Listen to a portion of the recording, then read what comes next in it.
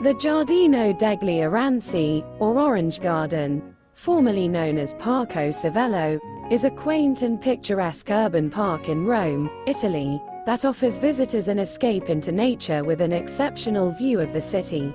Situated on the Aventine Hill, one of the 7 famous hills on which ancient Rome was built, the garden is not only a place of natural beauty, but also steeped in historical significance.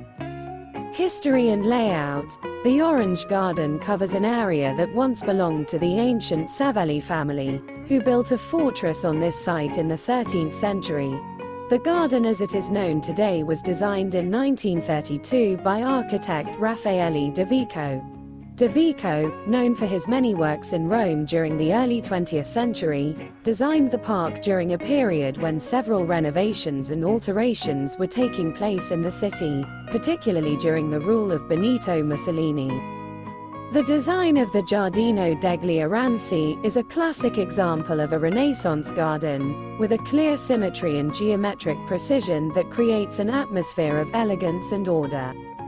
The garden is laid out with a central avenue leading to a viewpoint terrace, and it is framed by rows of bitter orange trees, which give the garden its name. These trees are known for their aromatic flowers and the bitter oranges they bear, which are not typically eaten fresh, but are instead used in marmalades and other culinary preparations. Attractions and features. One of the main features of the Orange Garden is the beautiful terrace with its balustrade, which offers a panoramic view over Rome.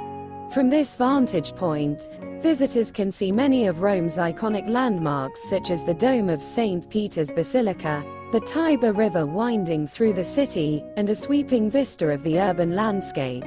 The view is particularly stunning at sunset when the city is bathed in a warm, golden light.